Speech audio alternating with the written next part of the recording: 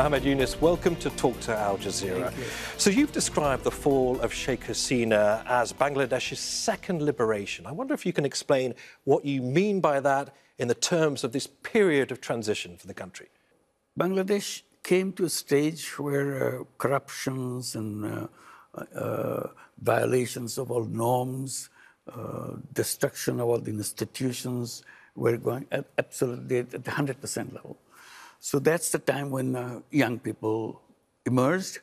They said, that's enough, you have to go. So they raised this issue, you have to go, and marched on the street together and made it happen on 5th of August. So that was something to see the enormous amount of misgovernance and enormous amount of atrocities and enormous amount of cruel things that have been done to the citizens of the country and plundering of the economy totally, stolen everything that they could lay your hands on.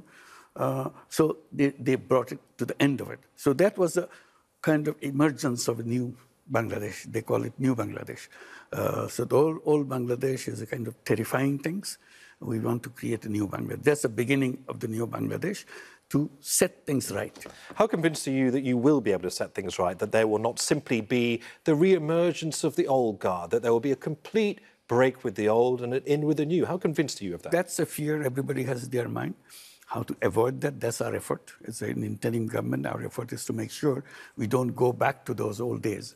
How to reform the institutions. So reform agenda is the most important agenda for interim government. We have appointed 15 reform commissions, each on one subject, on the constitution reform, election reform, civil administration reform, judiciary reform. So there are 15 of them. So they are coming up with their recommendations now. We are receiving the recommendations and they're handing over. Our job is to see how many of these recommendations are acceptable by people. So we want to do that, creating by a new commission. It's a consensus building commission. That commission goes with the recommendations to the political parties, asking them the question, which one you agree, which one you disagree, which one you partially agree, et cetera, in a kind of a spreadsheet. So ultimate goal is to find out on which of the recommendations all parties agree. In finding consensus, I wonder how mindful you are of the role that Gen Z played in the so-called monsoon revolution. They were at the forefront and in many ways bore the brunt of police violence during it. How are you ensuring that there is consensus in terms of their involvement in the future direction of the country? Here we are talking about the political parties. They are representing the views of the people. There are many people outside the political parties. But luckily, those young people that you mentioned, they form a political party itself. So as a political party, same thing is asked to them. What are the things that you agree, disagree, partially agree, and so on and so forth. Ultimate goal is to collect all of them on which items all parties agree. That will be the most important thing, because on these are the items that all parties agree. And once it's done, process is done, this will be put in another piece of paper. On this, all parties agree, and all parties sign on this document. So you clearly have a strategy. You clearly have a method. Absolutely. But personally, what kind of leader would you like to see take the country forward after this interim period is over? Not go back to the old fascist regime that we have, not go back to plundering of the economy and so on and so forth. But you cannot guarantee the leader, but you guarantee how the system works. So we are trying to reform the system. You said fascist regime. Yeah. Those are strong words to use. Why use them? Use them because that's the features they have displayed during their regime. So this is how they have been described in the entire program that the students were taken. So our idea is to see that the institutions are reformed, policies are reformed, so that we can go back and create a norm, standards that everybody agrees. People can say, hey, you agreed on this, now why aren't you doing that? When we have this piece of paper with all the agreements on it, we'll name it a July Charter. So this is the July which uprising took place. The July Charter will be kind of consensus for all parties, and we follow the July Charter, how to implement those things. Some of the implementation will come before the election, Some of the implementation will come after the election. So this is the scenario that we are following right now. In terms of the timeline for an election, are you confident of reaching the target of the earliest December this year? That's right, yeah. Latest next June, is that correct? Always. Where do we expect it to be between those two options? That will depend on how many of them we are agreeing, disagreeing, how much time it takes. So if the consensus is you have a larger number of items that we can agree on and we want to implement before the election, then we take a longer time. If they are not in a hurry to have the election and go a smaller version of the implementation, then we have the early election in December. If it takes a longer version, we go up to June. Beyond June, we don't go. How do you ensure the results of that election is respected? Will international observers be allowed in, for instance? Everybody will be able. We promise, interim government keep promising, we will have the best election ever taken place in Bangladesh. That's the kind of election we are going to have. Big implications as to whether or not the Awami League will be allowed to take part in those elections, the party of the former leader, Sheikh Hasina. Part of it will be decided by the party itself to decide that they want to join or not. We don't know yet. They have not declared anything. And when it happens, what is the response from the Election Commission and so on and so forth.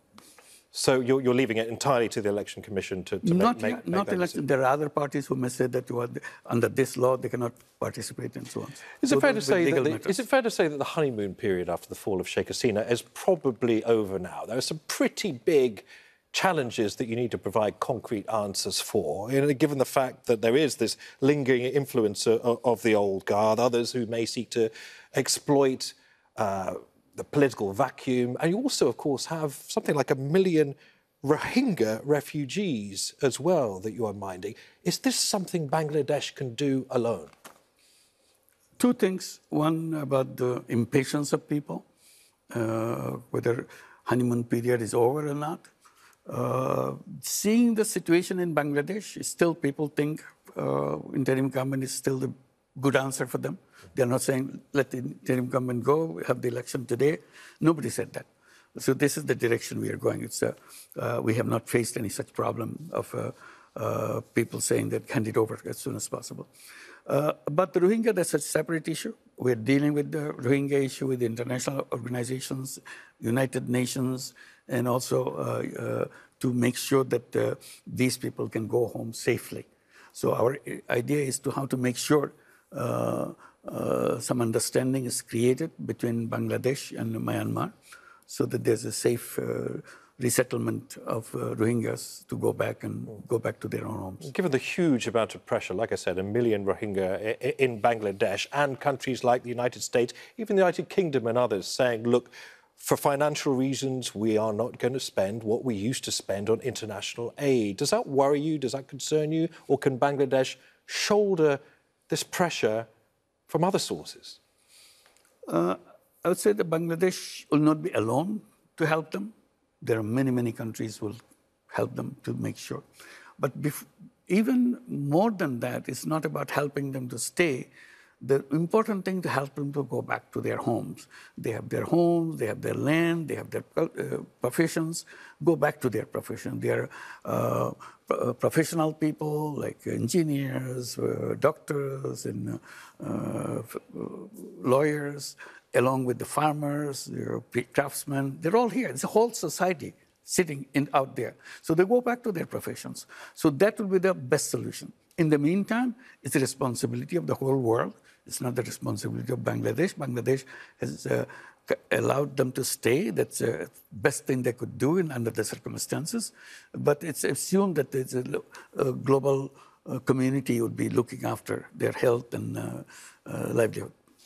I suppose if the country wants to really forge ahead, it does also need to look into some of the darker aspects of its near past, particularly when it comes to the issue of accountability. I mean, you have pledged justice for those killed and disappeared under Sheikh Hasina's rule. Will your government invite in a UN-led investigation? How will you pursue accountability? Already UN-led investigation has taken place. UN High Commissioner for Human Rights, they published a whole report full of all the details of everything. So we're very happy that we didn't have to do it and say people questioning our ability to do that. They spend a lot of time documenting. It's available in public domain. So this is a good start. We have our own research, own reports, what the terrible thing they have done. So the legal system is now functioning to bring them to trial.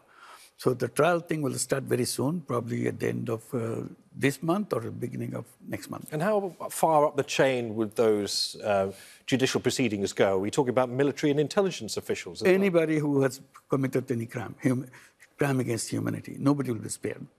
You've also alleged widespread corruption against the previous leadership. Can you share any specific cases of that? Many of them. It's all documented in the UN report. But any specific examples now? Examples of stolen assets, for instance? Stolen assets. Banking system is completely emptied out, taking resources out of the country. Banks were taken out completely by taking over the board of the bank under gunpoint. So you replace the board, and then board gives you a loan. Massive loan. Understanding is you have to pay back. So on your book, it shows as a loan, but actually you just took the money away. Where's the majority of that money gone, and how do you even start talking about asset recovery? There are lots of investigations going on. We see part of it is in Europe, part of it is in Caribbean, and part of it in Asian countries. So we are tracing them and trying to get the money back as much as we can. And are foreign governments helping you in doing that? Absolutely. They are very cooperative, all of them.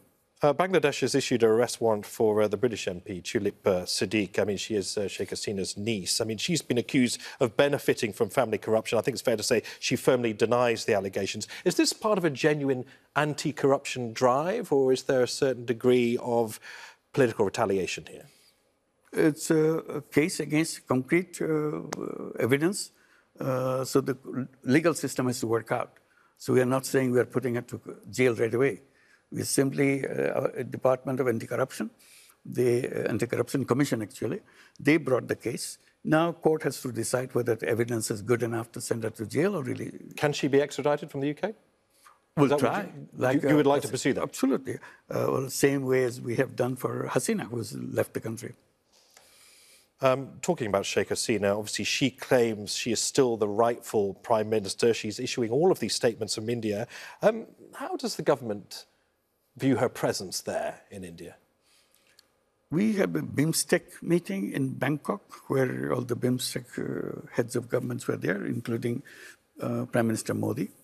I had a discussion with Prime Minister Modi, and I made it very clear that, okay, if you want to keep her, that probably is not something that I can settle with you. But definitely, while she's here, she should not be talking because it creates a lot of problem for us. She's giving speeches to incite people inside of Bangladesh, and we have to suffer from that. What did Prime Minister Modi say? He said, if I recollect, he said this is a country where social media is open to anybody. I cannot control that.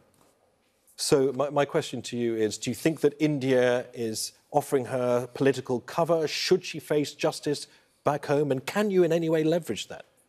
This is a legal procedure. I don't know what the law says, what to do. We have already sent a letter to Indian government to really send her to Bangladesh. They have not responded to yet.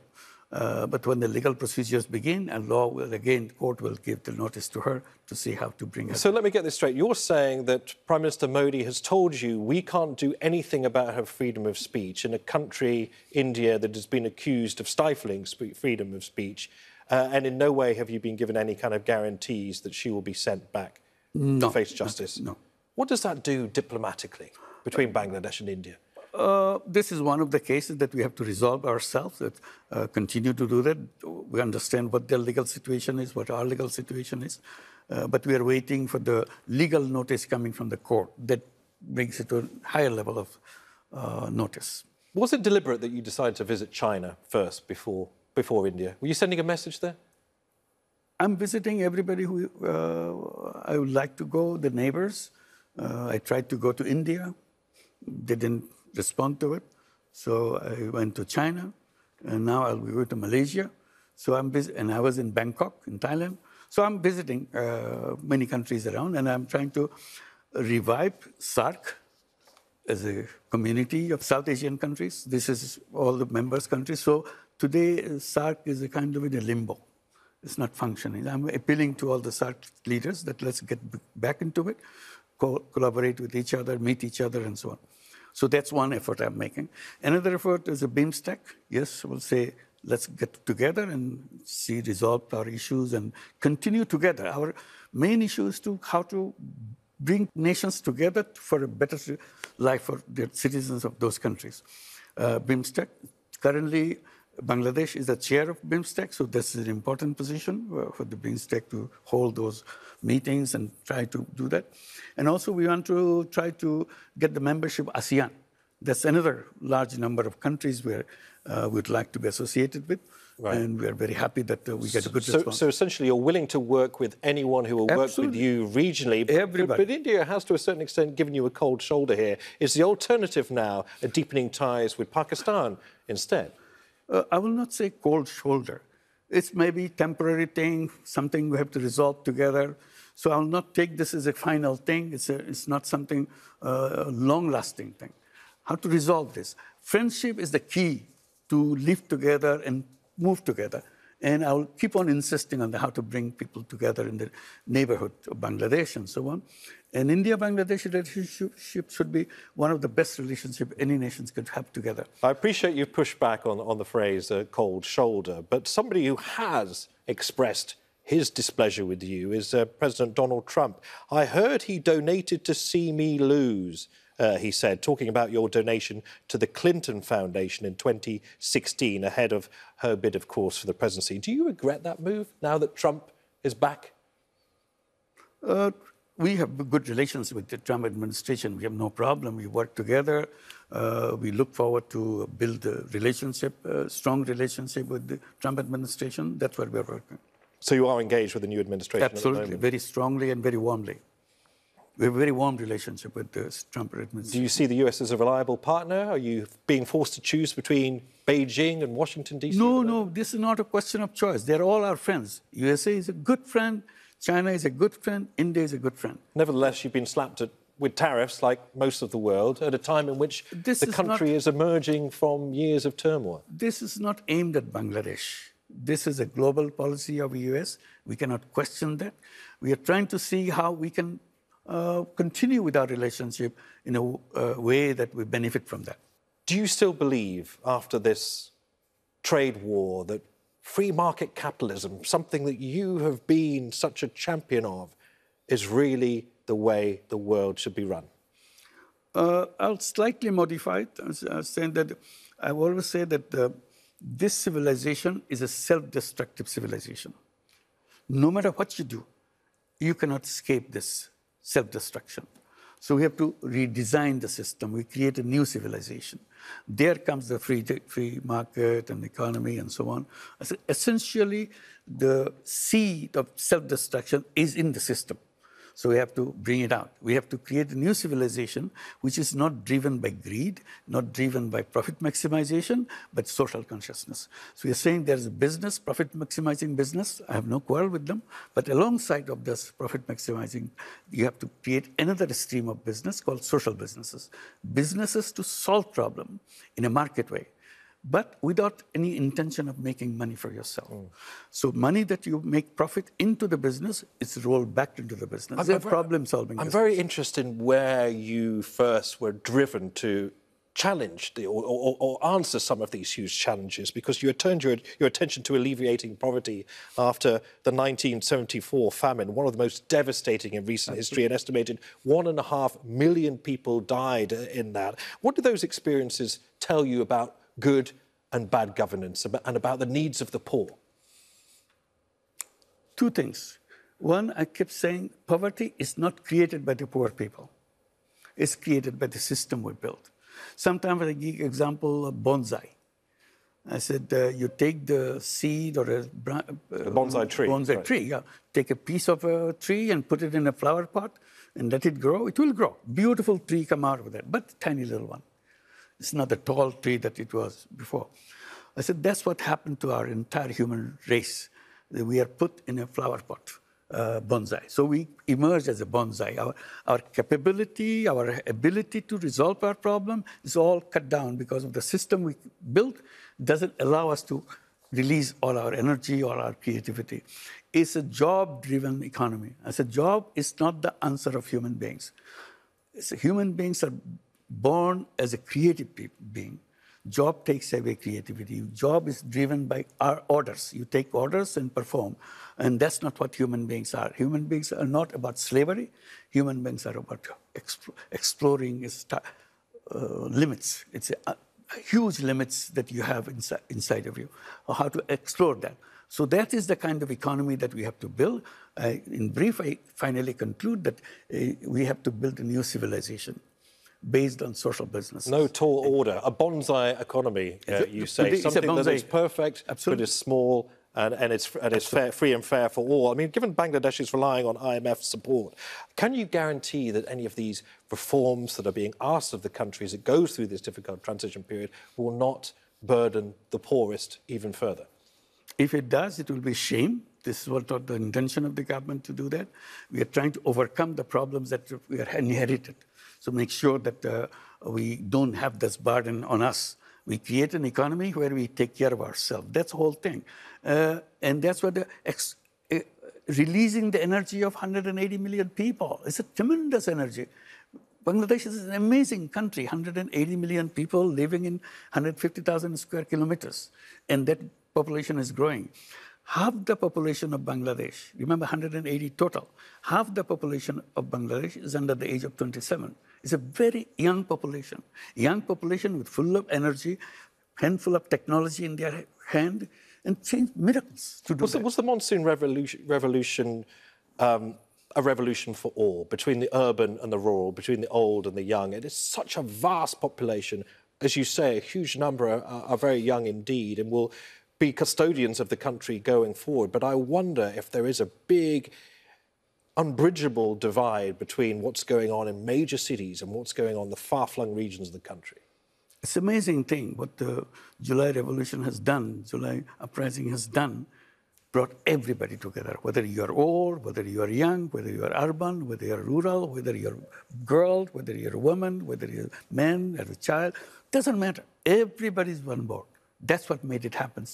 It happened in hours' notice, not months' notice. It all began, and then it's all ended within the same month.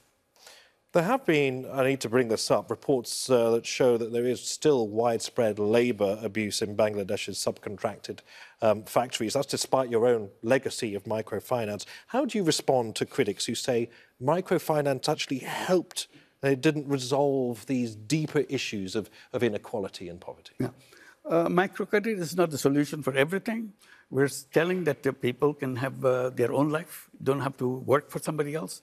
And that's a theme that I work on, saying that people are basically born as entrepreneurs, but the system doesn't allow us to be entrepreneurs. System stops you because the financial institution doesn't work that way. Financial institution lends money to people who already have lots of money and doesn't lend money to people who don't have money. That's my theme that I always work.